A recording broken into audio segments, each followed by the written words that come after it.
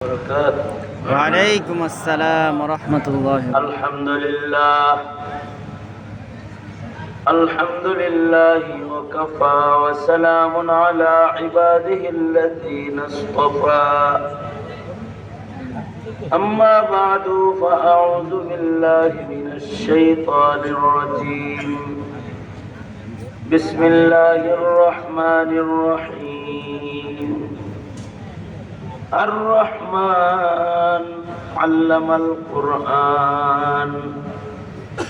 وقال النبي صلى الله عليه وسلم قال تعالى سبقت رحمتي على غضبي سبقت رحمتي غضبي. وقال تعالى غلبت رحمتي على غضبي، أو كما قال عليه الصلاة والسلام.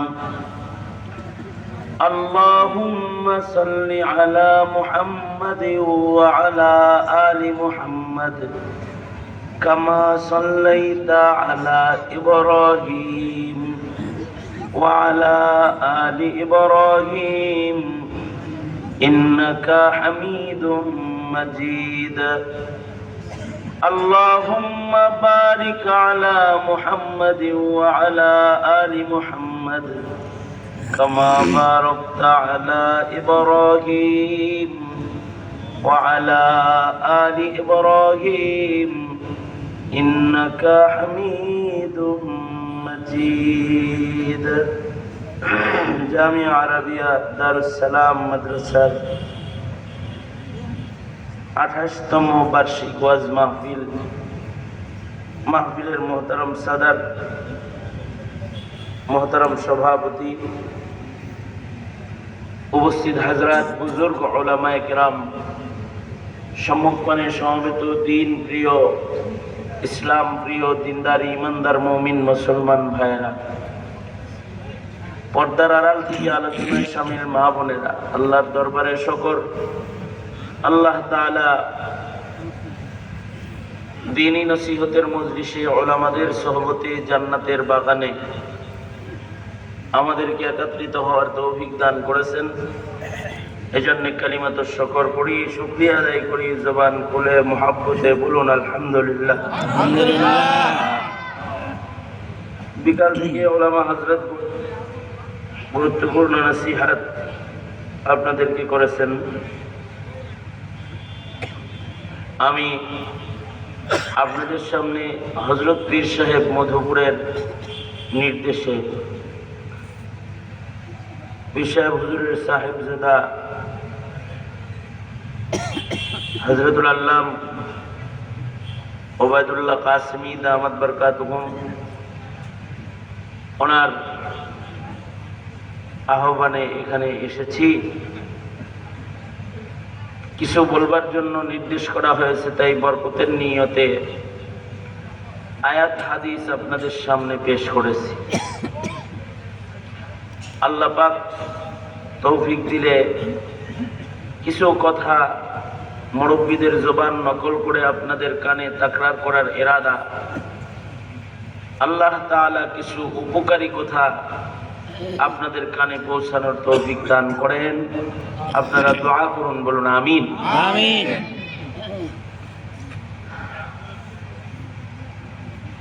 আল্লাহ পাকের দুই ধরনের সিফত আছে। এক ধরনের সিফত হলো সিফতে জালালি, আর আল্লাহ পাকের আরেক ধরনের সিফত হলো সিফতে জামালি। সিফতে জালালি আল্লাহর দুশমন, আল্লাহ পাকের নাফরমান, তাদের উপরে আল্লাহ তাআলা প্রকাশ করবেন। কিন্তু আল্লাহর বান্দা যারা, তাদের জন্য আল্লাহর সিফত, সিফতে জামালি যেগুলো আছে এগুলোকে প্রকাশ করবেন।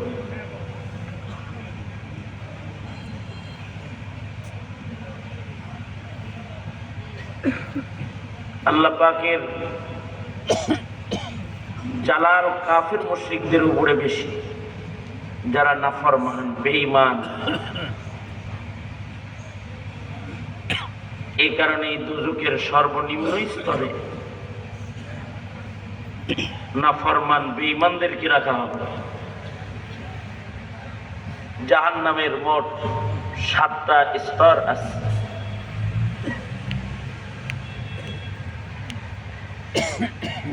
সাত স্তরের একেবারে উপরিভাগে, দুজকের উপরিভাগে সবচেয়ে আযাব যেখানে কম, জাহান্নামের যে এরিয়াটা একেবারে হালকা আযাব আল্লাহ তাআলা রেখেছেন। জাহান্নামের ওই জায়গাটার মধ্যে আল্লাহ তাআলা মুমিনে আসি, গুনাহগার মুমিন যারা, তাদেরকে ফেলবেন।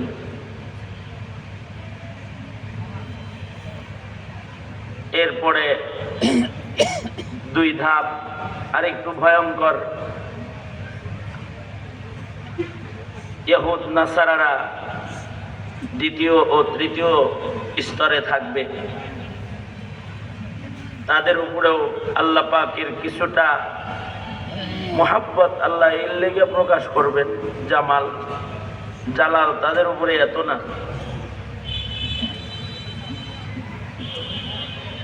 এই জন্য যে তারা কম আজ কম আল্লাহ পাককে কখনো কখনো স্বীকার করত, এ কারণে জাহান্নামের একেবারে নিচে তারা না, একটু উপরের দিকে ইহুদ নাসারা। কারণ এদেরকে যদি জিজ্ঞেস করা হয় মান খালাকাস সামাওয়াতি ওয়াল আরদ, তো তারা স্বীকার করে সায়াকুলুন আল্লাহ। তারা উত্তর দেয় যে এগুলো আল্লাহ বানাইছে, আসমান জমিন কার? আল্লাহ। কিন্তু সাবেঈদেরকে সূর্য পূজক, তারকা পূজারী, এদেরকে আরো নিচে জায়গা দিবে, মাখলুক পূজারী। এই কিসে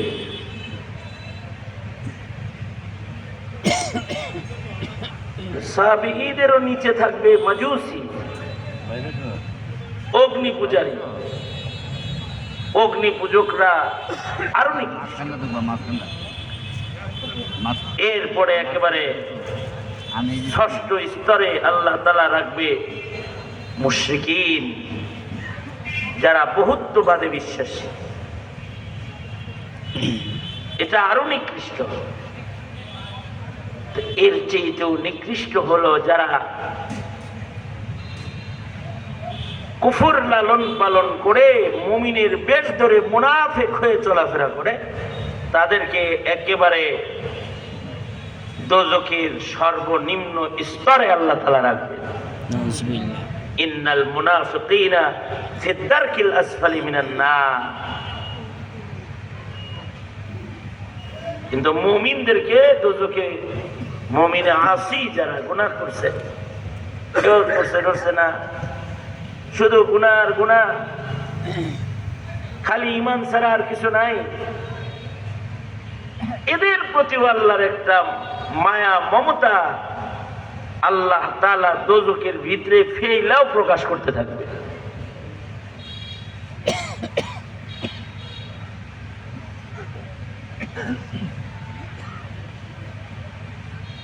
মুসলিম শরীফে তো আছে। কারণ কি? কারণ আছে তো, কারণ মুমিন তো আল্লাহ পাকের মহাব্বত, মহাব্বতের যারা, তাদের প্রতি জালাল হয় না, জামাল হয় না। এটা আপনার আমারও হালত তাই। আপনি আমি যাকে মহাব্বত করি তার সাথে জালাল হয় না।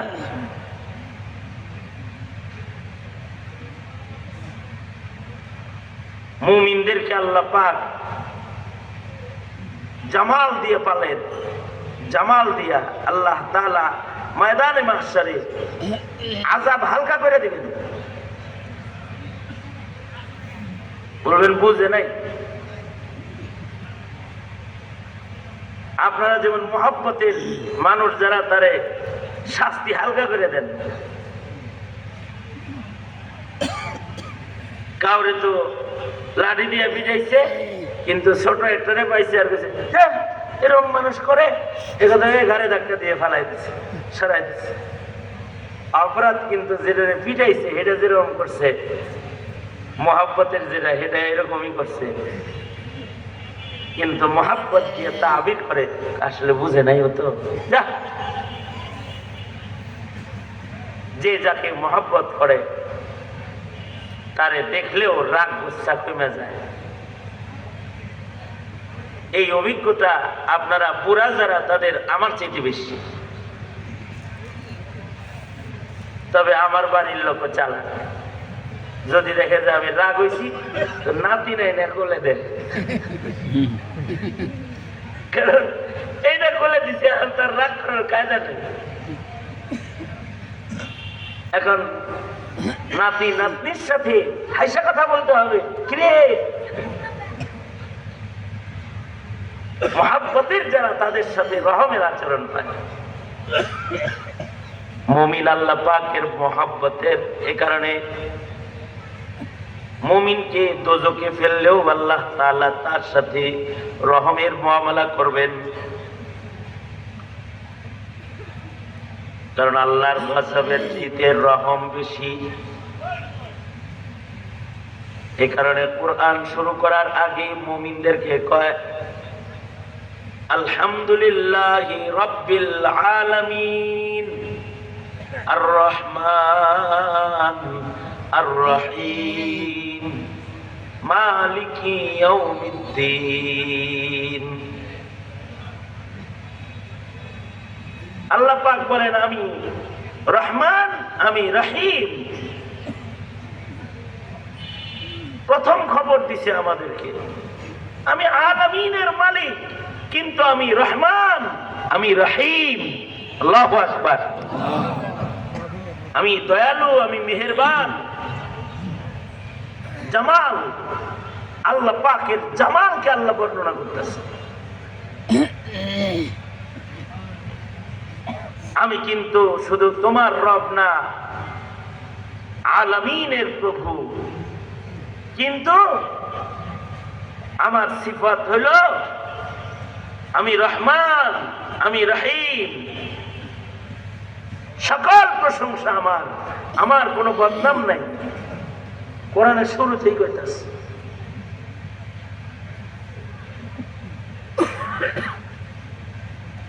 এ কারণে মুসলিম শরীফের এক রিওয়ায়াত, মুসলিম শরীফের কিতাবুল ঈমানের রিওয়ায়াত, আল্লাহ তাআলা মুমিনকে, মুমিন যার ঈমান আছে অর্থাৎ যার বিশ্বাসের সাথে মুখে উচ্চারণ হয়েছে লা ইলাহা ইল্লাল্লাহ মুহাম্মাদুর রাসূলুল্লাহ, যার মুহাব্বতের সাথে বিশ্বাসের সাথে কালিমার উচ্চারণ আছে, যার কলবের ভেতরে আল্লাহ পাকের ওয়াহদানিয়ত আছে, যার কলবের ভেতরে মুহাম্মাদুর রাসূলুল্লাহ সাল্লাল্লাহু আলাইহি ওয়াসাল্লামের খাতমে নবুয়ত আছে, তাওহীদ ও রিসালাতের ঈমান, আখিরাতের ঈমান যার আছে, এমন মুমিন যদি গুনাহগারও হয়, মহান আল্লাহ এই মুমিনকে যখন দোজখের ভেতরে ফেলবেন, তো মুসলিম শরীফের রিওয়ায়াত আল্লাহ তাআলা দোজখে ফেলার আগে এই মুমিনকে মৃত্যু দান করবেন। ইসরাফিলের বাঁশি দিয়া একবার ডাইকা ডাইকা খাড়া করছে, একজন দোজখে ফেলতেছে যখন, আল্লাহ তাআলা মুমিনরে মৃত্যু দিয়া তারপরে মাইরা দোজখে ফেলাইবে। কি লেগা? মুহাদ্দিসিনরা বুঝাইতে গিয়ে আমাদের উস্তাদরা আমাদের বুঝাইতো। দেখো, ডাক্তার যখন অপারেশন করে তখন ডাক্তার আগে রুগীরে অবাস করে, তারপরে কাটাকাটি করে। কেন? রোগীর যেন কষ্ট কম হয়। মুমিনকে তো দোজখে আল্লাহ ফেলবেন তাদিবান, তার গুনাহ খাতা সে দুনিয়ায় মেডিসিন দিয়ে ধয় নাই, এখন মেডিসিন দিয়ে ধয় নাই বিধায় এবার সার্জারি করার লেগে আরে দোজখের ভিতরে ফেলাইবে। মানব জীবনের গুনাহ ধৌত করার তরিকা দুইটা। একটা তরিকা হলো মেডিসিন তওবার দ্বারা আমল নামাকে ধৌত করা, চোখের পানি দিয়া আমল নামা গুনাহ খাতাকে ধৌত করা। এটা হলো সহজ তরিকা। কিন্তু কেউ যদি ঔষধ সেবন না করে করে ময়লা সহ যদি কবর জগতে চলে যায় অথবা হাসরে চলে যায়, দুনিয়ার মাটিতে গুনাহ মুছার যন্ত্র হলো তওবা, ইস্তেগফার, রোনাজারি, কান্না। এর দ্বারাই বান্দার গুনাহ মাফ হয়, গুনার ময়লা দূর হয়। এজন্য আল্লাহ বলেন ওয়ালিয়াবকু কাসীরা, বেশি বেশি কাঁদো, কারণ কাঁদলে কান্নার পানি দিয়া তোমার গুনাহ ধৌত হয়ে যাবে, তোমার দোজখ নিভে যাবে। কাঁদো, তওবা করো। লা তাকনাতু মির রাহমাতিল্লাহ। কুল, বন্ধু বলে দিন, ইয়া ইবাদিয়াল্লাযীনা আসরাফু আলা আনফুসিহিম, যারা গুনাহ করে নিজের নফসের উপরে জুলুম করেছো, লা তাকনাতু মির রাহমাতিল্লাহ। আল্লাহ পাকের জামাল রহমত থেকে নিরাশ হওয়ার দরকার নেই। তুমি আল্লাহর দুয়ার থেকে নিরাশ হয়ে ফেরত না গিয়ে আল্লাহর কাছে হাজির হও আর বলো যে আল্লাহ ভুল হয়েছে, মাফ করে দেন, আস্তাগফিরুল্লাহ, আমি ভুল করেছি, আমাকে ক্ষমা করে দিন। তোমার এই কথাটা আল্লাহর কাছে এত দাম, তুমি মুমিন। তুমি যদি খালি এই কথা কও, আল্লাহ তাআলা বান্দাকে এমন মাফ করাই করে। আল্লাহর রাসূল বলে আত-তাইবু মিনাজ যামবি কামান লা যামবা লাহু, তওবাকারী তো এমন হয়ে যায় যে তার আমলনামায় যেন কোনো গুনার দাগ আগে নাই, ছিলই না কোনো গুনাহ তার। এটা একটা তরিকা। কাঁদবে, তওবা করবে, গুনাহ হইলে গুনাহ মাফ হবে। গুনাহ হওয়াটাই স্বাভাবিক, কারণ ফাআলহামাহা ফুজুরহা ওয়া তাকওয়াহা, গুনাহ করার শক্তি তো আল্লাহ দিছেই, এজন্য গুনাহ হয় স্বাভাবিক। হয়ে গেলে সহজ তরিকা, দুনিয়াতেই ভেজাল মিটে যাও, তওবা করে ফেলো, কান্দা ফেলাও। যদি তুমি কান্না করো আর যদি রবের কাছে তওবা করো, তো তোমার আল্লাহ তোমাকে মাফ করে দিবেন। তোমার যদি পাহাড় সমান গুনাহ হয়, তাও মহান আল্লাহ মাফ করবেন। এমনকি ময়দানে মাহশারেও কিছু বান্দা আল্লাহর কাছে মাফ চাওয়ার সুযোগ পেয়ে যাবে,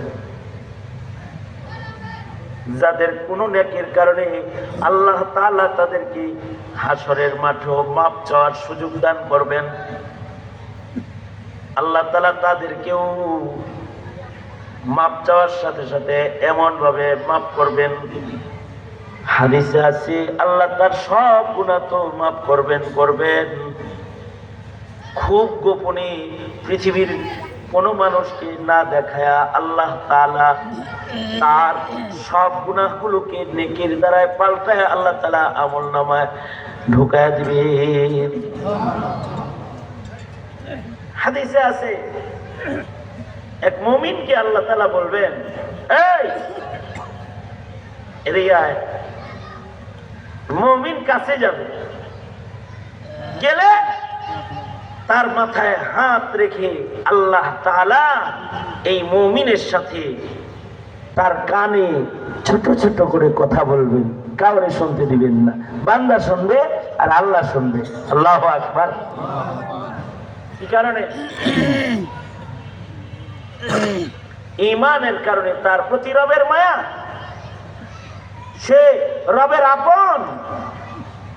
এ কারণে কাছে এনে তার মাথায় হাত রেখে তারপরে কানে কানে আস্তে করে আল্লাহ তাকে বলবেন, এত গুনাহ করছিলি কেন,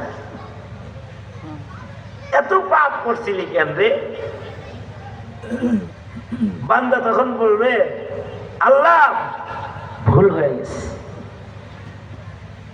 ঠিক আছে, আমার কাছে যেহেতু ভুল স্বীকার করে আনছিস,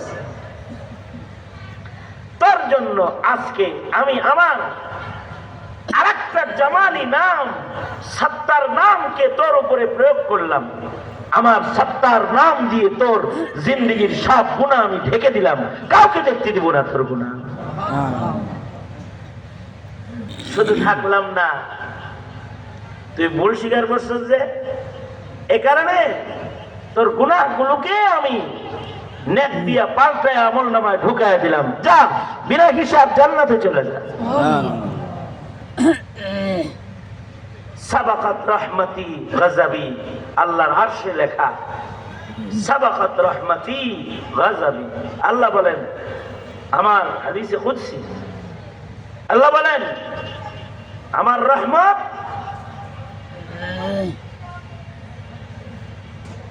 আমার রাগ গুসার উপরে বিজয়ী।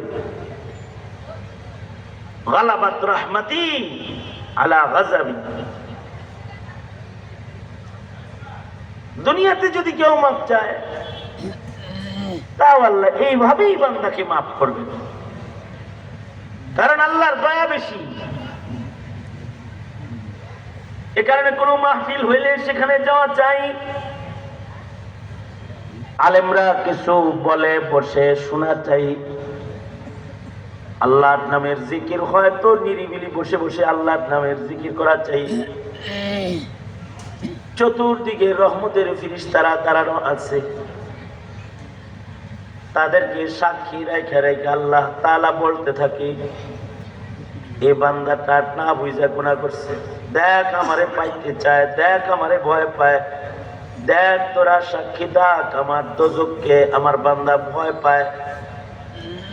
তোদের সাক্ষী রেখে আমি বলছি, আমার এই বান্দা যারা এই মজলিসে বসে আমার জিকিরের মাহফিলে আমার ভয়ে কাঁদতেছে, আমায় ডাকতেছে, আমার দোজখকে ভয় পাইতেছে, তোরা সাক্ষী থাক, এই বান্দাগুলার জিন্দেগির পেছনের সব গুনাহ আমি মাফ করে দিলাম। দোজখের লিস্ট থেকে তাদের নাম কেটে দিলাম, আমার জান্নাতি বান্দার লিস্টে ওদের নাম আমি উঠায়া দিলাম। সাবাকাত রহমতি গজবি। আল্লাহর মায়া বেশি, এ কারণে দোজখে দেওয়ার সময়ও মায়া করবেন। দোজখে ফেলতেছে তখনও মায়া কইরা বান্দাকে মৃত্যু দিবেন। সহিহ মুসলিমের রিওয়ায়াত, বান্দারে মাইরেই ফেলাইবেন। আবার কি লেগে মারবেন? ডাক্তার যেমন করে অপারেশন করার সময় রোগীটাকে অভাস করে লয়, অজ্ঞান করে লয়, এবার ওপেন হার্ট সার্জারি হয়, তার দেহের উপর দিয়া কিয়ামত হয়ে যায়। পায়ের রগ কাইটা বুকে আনে, হাতের রগ কাটে, কত কাটাকাটি তার করে, কিন্তু তাকে অজ্ঞান করার কারণে কেউ তা জানে না, সে জানতে পারে না তার উপরে এত কিছু হইতেছে, তার হাড্ডি কাটতেছে, এরপরেও তার খবর নাই, কারণ তাকে অজ্ঞান করছে। পা কেটে ফেলে দিতেছে, অজ্ঞান করার কারণে তার খবর নাই। মুমিন বান্দাকে ডাক্তার যেমন রোগীরে ভালোবাসে, মুমিন বান্দাকে আল্লাহ তাআলা তার আমলনামার গুনাহ অপারেশন করার জন্য দোজখে ফেলতেছে। বান্দাটার যেন কষ্ট না হয়, কষ্ট হইলেও বান্দা যেন বুঝতে না পারে, এ কারণে জাহান্নামে ফেলার আগে বান্দাকে আল্লাহ তাআলা আবার মরণ দান করবে। তার লাশটা দোজখে পড়তে থাকবে। এবার আগুনে পুইড়া পুইড়া গুনাহের ময়লাগুলো যখন সব শেষ, সাজা হয়ে গেছে, এবার আল্লাহ তাআলা তাকে জীবিত করে বাইর করবেন। অপারেশন শেষ, গুনাহ নাই, কিন্তু অপারেশনের পরে একটা যন্ত্রণা আছে, এই যন্ত্রণাও বড় ভয়ানক। দুনিয়ার অপারেশনের পরের যন্ত্রণা যাইতে দেরি হয়।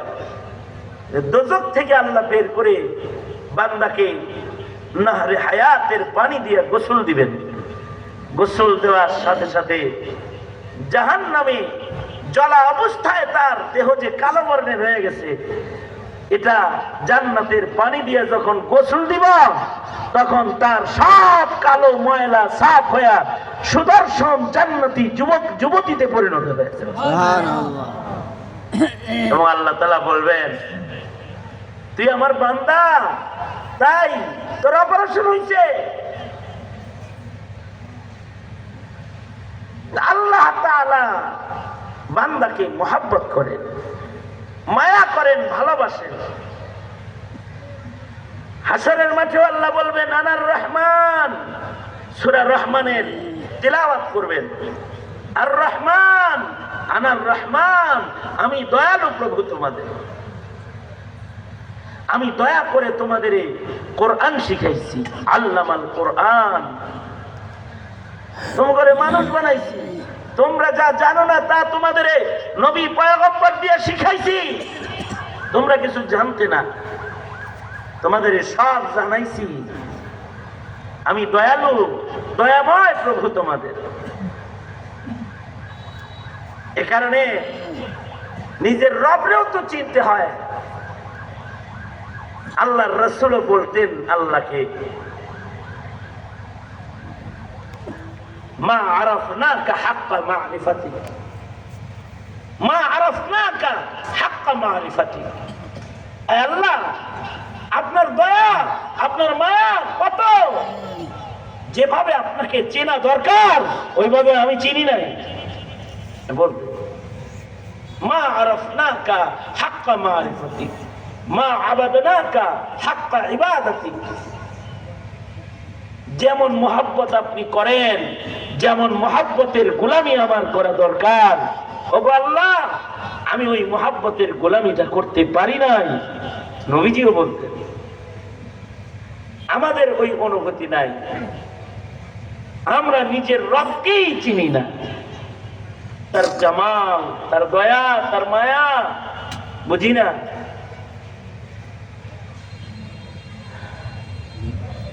বাহানায় বাহানায় বান্দাকে আল্লাহ মাফ করবেন। দুনিয়ায় চিনে নাই তো আখিরাতে চিনছে, তো আল্লাহ বলবেন, যা দুনিয়ায় আমার ওয়াহদানিয়ত স্বীকার করছিলি, হাসরে যেহেতু আমার চিনছাস, যা মাফ করে দিলাম। সাবাকাত রাহমাতি আলা গাযাবি। দুই মুমিনকে আল্লাহ তাআলা বলবেন, তোর গুনাহ, যা দোজখে যা।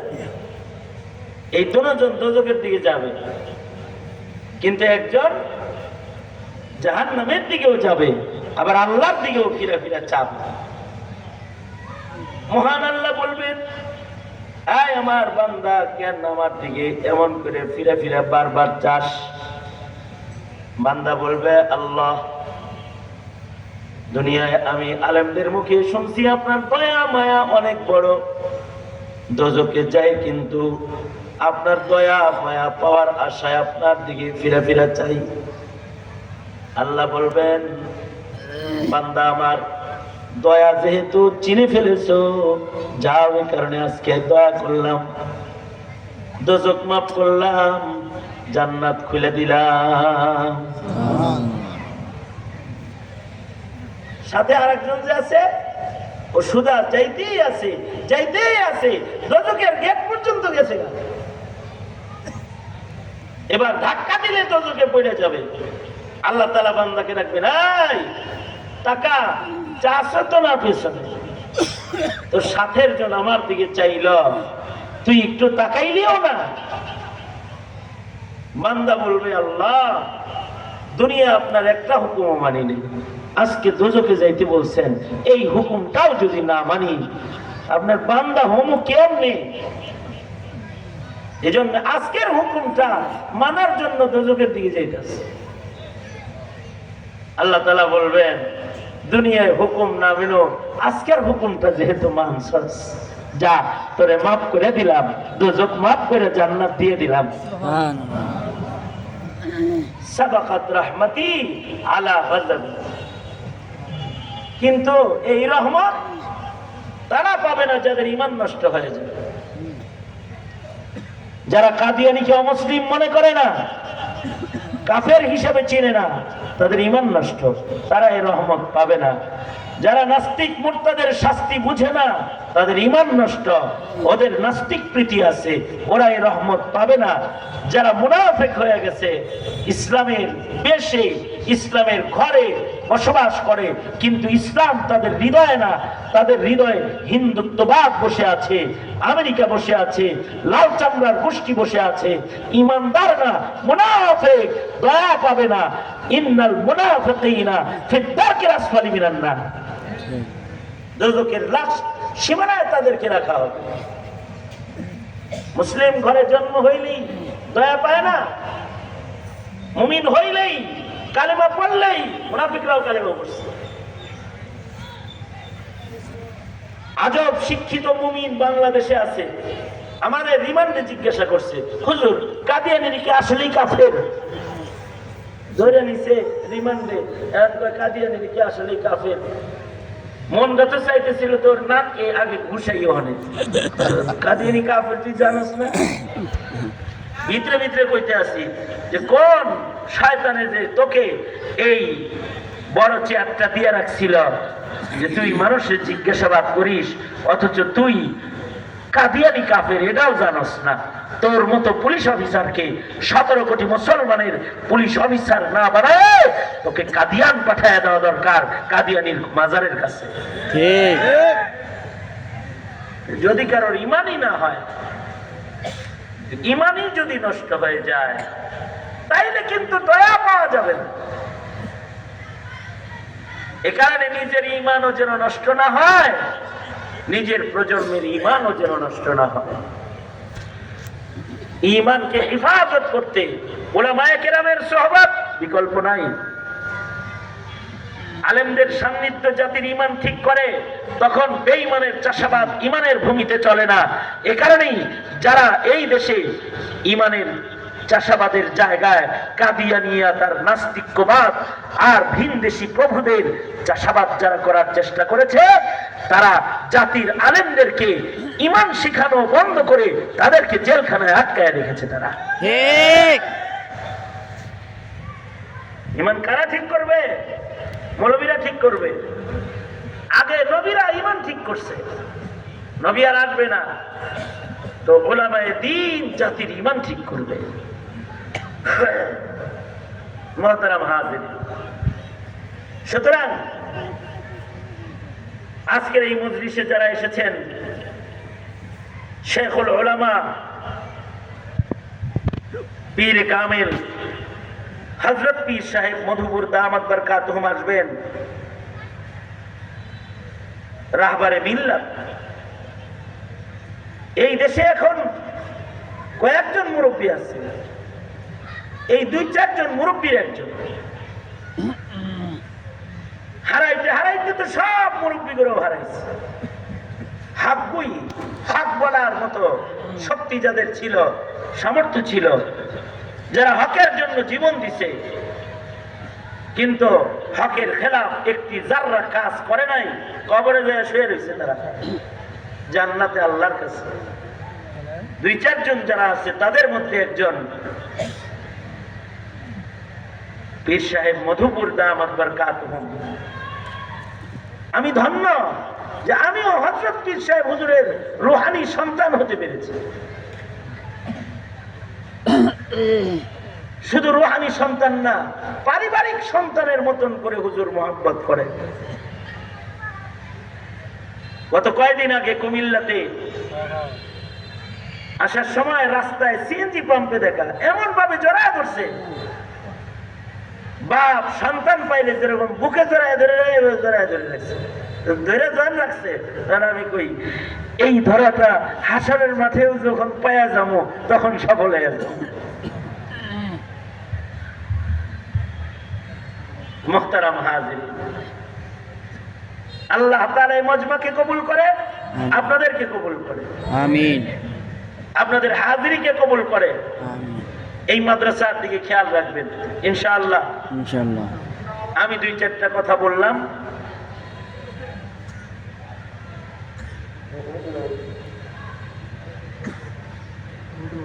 এখন অন্যান্য ওলামা হযরতরা আছেন, তারা ধারাবাহিকভাবে কিছু কথা বলবেন। আপনাকে আমাকে আল্লাহ তাআলা আল্লাহ পাকের মায়া মমতা বুঝার, মায়া মমতা নেওয়ার, মেহনত করার তৌফিক আল্লাহ তাআলা দান করেন। আমিন। ওয়া আখিরু দাওয়ানা আলহামদুলিল্লাহি রাব্বিল আলামিন।